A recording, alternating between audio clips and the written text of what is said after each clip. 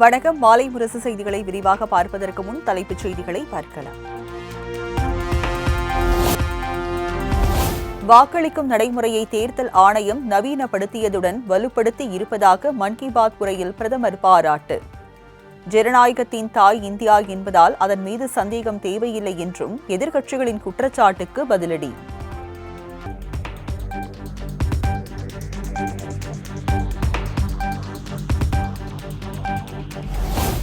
தேர்தல் பிரச்சாரத்தில் இதுவரை இல்லாத அளவு வன்முறை தலைவிரித்து ஆடுவதாக கெஜ்ரிவால் குற்றச்சாட்டு. முன்னாள் முதலமைச்சரான தம்மையே கொல்ல முயற்சி நடந்ததாக புகார்.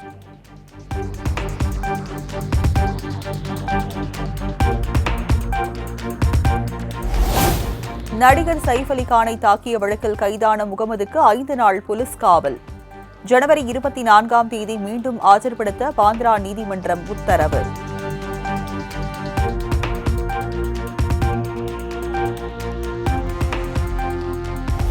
நடிகர் சைஃப் அலி கானை தாக்கியதாக கைது செய்யப்பட்ட நபர் வங்கதேசத்தை சேர்ந்தவர். இந்திய குடிமகன் என்பதற்கான எந்த ஆதாரமும் இல்லை என காவல்துறையினர் தகவல்.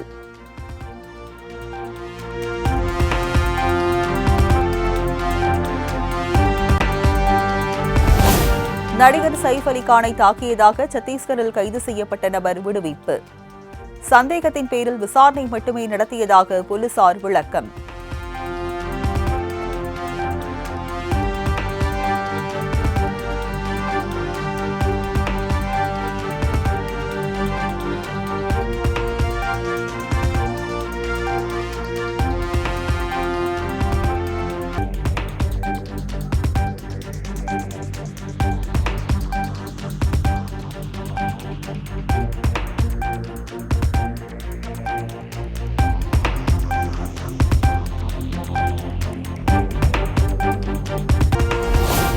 பரந்தூரில் விமான நிலைய எதிர்ப்பாளர்களை விஜய் சந்திக்கும் இடம் பல்வேறு இழுபறிக்கு பின் முடிவு. தனியார் மண்டபத்தில் சந்திக்க உள்ளதாக கூறப்பட்ட நிலையில் ஏகனாபுரம் அம்பேத்கர் திடலில் சந்திக்க உள்ளதாக தகவல்.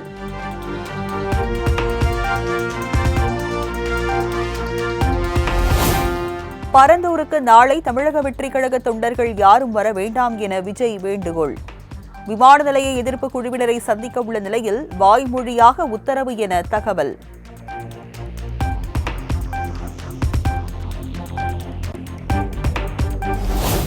மதுரை மாவட்டம் முசலம்பட்டி அருகே சங்கம்பட்டியில் 16 வயது பட்டியலின சிறுவன் மீது சிறுநீர் கழித்து வன்கொடுமை. புகாரின் பேரில் 6 பேர் மீது காவல்துறையினர் வழக்கு பதிவு.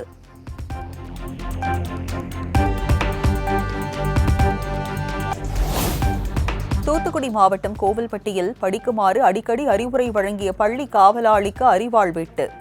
14 வயது சிறுவனுக்கு இளம் சிறார் நீதி குழுமம் கவுன்சிலிங் வழங்கி விடுவிப்பு.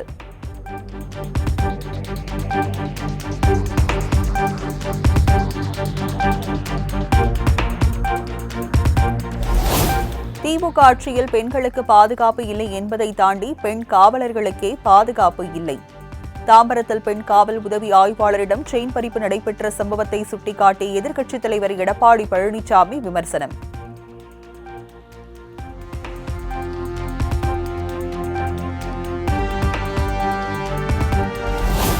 தமிழ்நாட்டின் நிதிநிலை கட்டுக்குள்தான் உள்ளது என நிதியமைச்சர் தங்கம் தென்னரசு திட்டவட்டம். பரபரப்பிற்காக தவறான தகவலை எடப்பாடி பழனிசாமி கூறி வருவதாக குற்றச்சாட்டு. தமிழ்நாட்டினுடைய நிதி நிலைமை என்பது கட்டுக்குள் இருக்கிறது. எதிர்க்கட்சி தலைவர் திரு எடப்பாடி பழனிசாமி அவர்கள் அடிப்படையற்ற குற்றச்சாட்டுகளை ஒரு முன்னாள் முதலமைச்சராக இருந்தவர் வைத்திருப்பது வருந்தத்தக்கது மாத்திரமல்ல,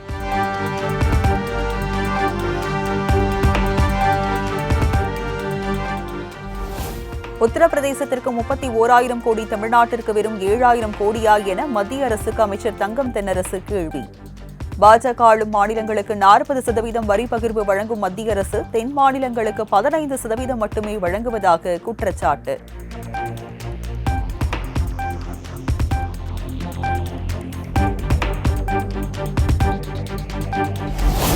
வரி பகிர்வில் மாற்றாந்தாய் மனப்பான்மையுடன் மத்திய அரசு செயல்படுவதால் தமிழ்நாடு அரசுக்கு நிதி நெருக்கடி.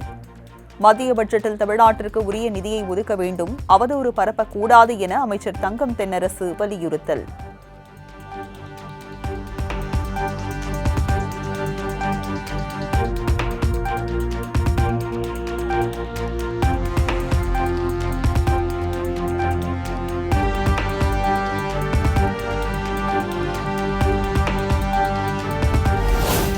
தமிழ்நாட்டின் பொருளாதார வளர்ச்சிக்கு பரந்தூர் விமான நிலையம் மிகவும் அவசியமாக உள்ளது.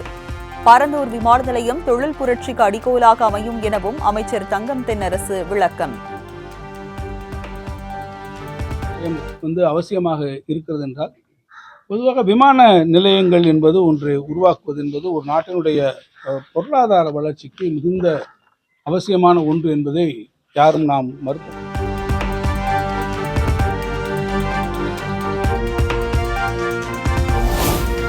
பரந்தூர் மக்களின் கருத்துக்களை கேட்டு விஜய் அரசிடம் தெரிவிக்கலாம். தமிழக நிதியமைச்சர் தங்கம் தென்னரசு திட்டவட்டம். அதான் நாளைக்கு விஜய் போறது யார் வேணாலும் போகலாம் சார். ஒரு அரசியல் கட்சியினுடைய தலைவர்கள் யார் வேண்டுமானாலும் போய் பொதுமக்களை சந்திப்பதெல்லாம். ஆனால் சந்திக்கின்ற போது அவர்களிடத்திலேயான குறைகளை கேட்டு அதை அரசினுடைய கவனத்திற்கு முறையாக கொண்டு வந்தால் நிச்சயமாக அந்த குறைகள் என்னவாக இருக்கும் என்பதை அரசும் நிச்சயமாக ஒரு ஆராயும். அவர் அங்கே செல்வதற்கு அனுமதியும்.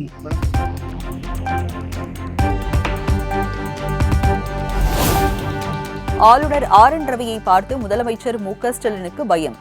பாஜக மாநில தலைவர் அண்ணாமலை விமர்சனம்.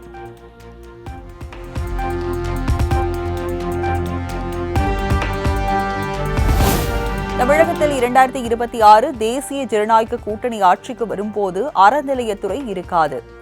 திருச்செந்தூரில் பக்தர்கள் காத்திருப்பு குறித்து சேகர் பாபுவின் கருத்தை கண்டித்து அண்ணாமலை பரபரப்பு பேச்சு. பாத்ரூம் ஃபெசிலிட்டி வசதி, கர்ப்பிணி பெண்கள், குழந்தைகளோடு வரக்கூடியவர்களுக்கு, அதனால்தான் பாரதிய ஜனதா கட்சி இன்னைக்கு மீனாட்சி அம்மன் கோவில் வாசலிருந்து நாங்கள் சொல்றோம், 2026 தேசிய ஜனநாயக கூட்டணி வரும் பொழுது இங்கே அறநிலைத்துறை என்பது தமிழகத்தில் இருக்காது.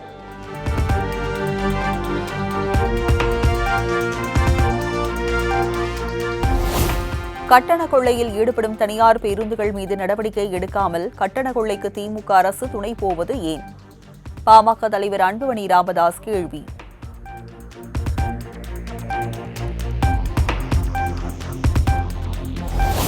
வாக்கு சேகரிப்பதை விட மக்கள் பிரச்சினைகளை கேட்டு தீர்க்க நடவடிக்கை எடுக்குமாறு முதலமைச்சர் உத்தரவு. இடைத்தேர்தலை வாய்ப்பாக கருதி மக்களை நேரடியாக சந்தித்து வருவதாகவும் அமைச்சர் முத்துசாமி நிகழ்ச்சி. தேர்தல் வாக்கு கேட்பதை விட பொதுமக்களை சந்தித்து அவர்களுக்கு இருக்கிற குறைகளை கேட்டு அதை நிவர்த்தி செய்வதற்கு இது ஒரு வாய்ப்பாக பயன்படுத்த வேண்டும் என்று அவர்கள் எங்களுக்கு சொன்னார்.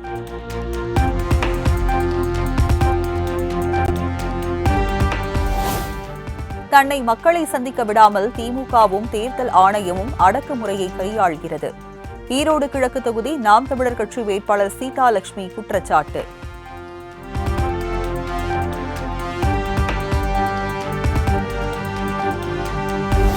ஈரோடு கிழக்கு தொகுதி இடைத்தேர்தலில் சுயேட்சையாக போட்டியிடும் அதிமுக நிர்வாகி செந்தில் முருகன் கட்சியிலிருந்து டிஸ்மிஸ். தலைமை எடுத்த முடிவுக்கு மாறாக தேர்தலில் போட்டியிட முடிவு செய்ததால் நடவடிக்கை என எடப்பாடி பழனிசாமி அறிவிப்பு.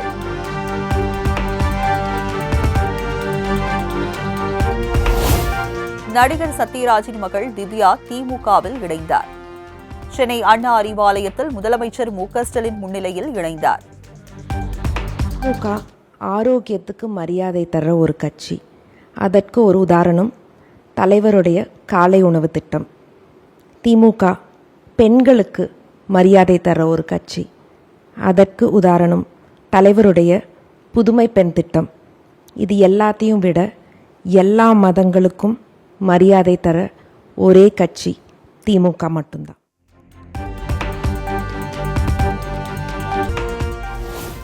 செங்கல்பட்டு மாவட்டம் செய்யூர் அருகே கடலில் மூழ்கி மாயமான மாணவியை 3 நாட்களாகியும் கண்டுபிடிக்கவில்லை என கூறி சாலை மறியல். சுமார் 1 கிலோமீட்டர் தூரம் கிழக்கு கடற்கரை சாலையின் இருபுறமும் அணிவகுத்து நின்று வாகனங்கள்.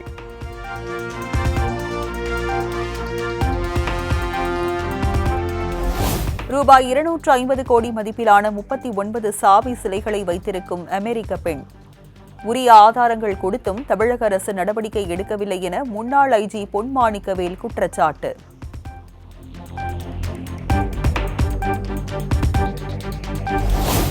தேனி கும்பக்கரை அருவியில் நீர்வரத்து திடீர் அதிகரிப்பு. பாதுகாப்பு கருதி அருவியில் குளித்துக் கொண்டிருந்த சுற்றுலா பயணிகள் வெளியேற்றம்.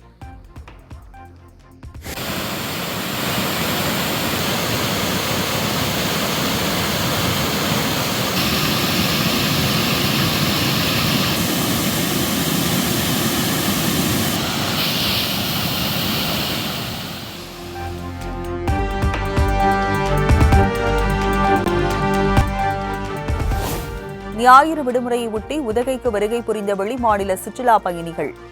உதகையில் நிலவும் குளு காலநிலையில் அரசு தாவரவியல் பூங்காவை கண்டு ரசித்து மகிழ்ச்சி.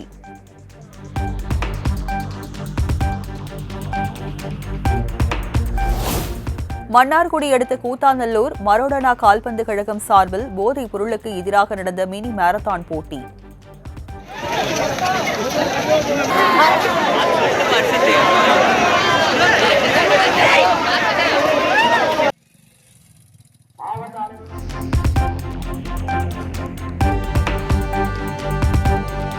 திருச்செங்கோடு தனியார் பள்ளி சார்பில் சாலை பாதுகாப்பு குறித்த விழிப்புணர்வை ஏற்படுத்தும் வகையில் மாரத்தான்.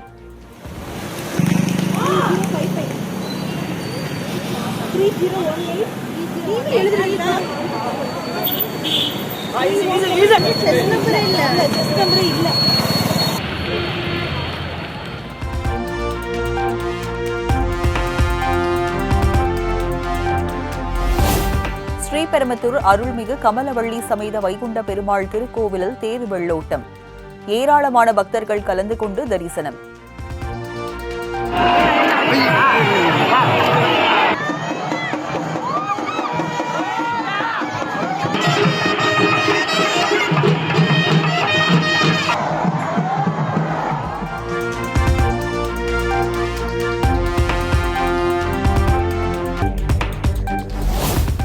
மயிலாடுதுறையில் திடீரென பெய்த மழையால் அறுவடைக்கு தயாராக இருந்த 50,000 ஏக்கர் சம்பா பயிர்கள் சேதம்.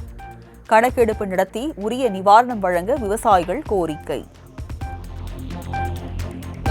அறுவடைக்கு ரெடியாக இருக்கிற நேரத்தில் இப்படி நேற்று பெஞ்ச மழையில் எங்கள் நிலத்தில் உள்ள இதுமாரி நெல்லெல்லாம் படுத்துருச்சு. எங்களால் அதிகபட்சமான கடன் வாங்கி நாங்கள் செலவு பண்ணியிருக்கோம். அதனால் எங்களுக்கு தமிழக அரசு தான் ஒரு நல்ல ஒரு உதவியை எங்களுக்கு பண்ணி கொடுக்கணும். எங்களை மாதிரி விவசாய அறுவடை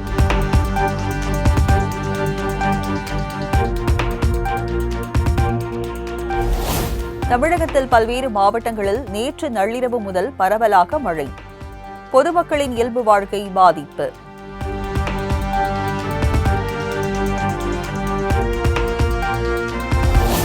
திருத்தணியில் வெளுத்து வாங்கிய கனமழையால் மழை நீருடன் கழிவுநீர் கலந்து ஓடியதால் பொதுமக்கள் அவதி. பொன்னேரியில் ரயில்வே சுரங்கப்பாதையில் முழங்கால் அளவிற்கு வெள்ள நீர் தேங்கியதால் வாகன ஓட்டிகள் சிரமம்.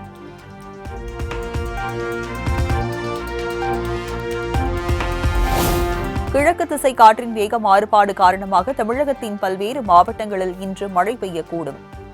நெல்லையில் மிக கனமழை பெய்ய வாய்ப்புள்ளதாக வானிலை ஆய்வு மையம் தகவல்.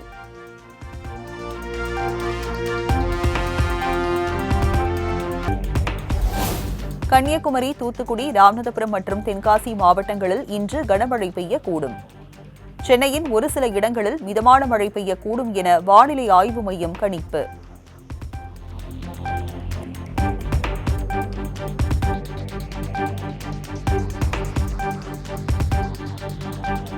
காரைக்கால்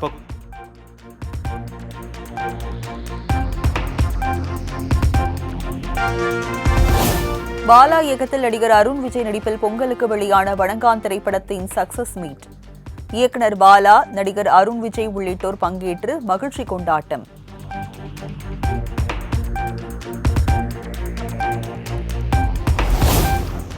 வணங்கான் திரைப்படம் தன் திரையுலக பயணத்தில் ஒரு மைல்கல்.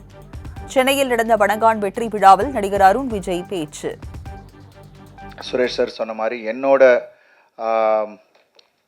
திரையுலக பயணத்தில் வணங்கான் ஒரு மைல்கல் படமாக அமைஞ்சதுக்கு முதல் பாலா சாருக்கு நன்றியை தெரிவிச்சுக்கிறேன் இந்த நேரத்தில்.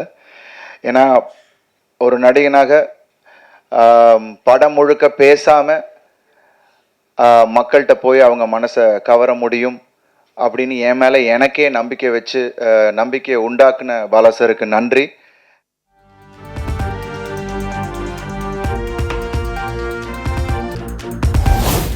சூர்யா துருவ நட்சத்திரம் படத்தில் நடிக்காதது பெரிய ஏமாற்றம் என இயக்குனர் கௌதம் வாசுதேவ் மேனன் வேதனை. வேறு எந்த நடிகர் மறுத்திருந்தாலும் பரவாயில்லை, சூர்யா மறுத்தது அப்செட் என்றும் வருத்தம்.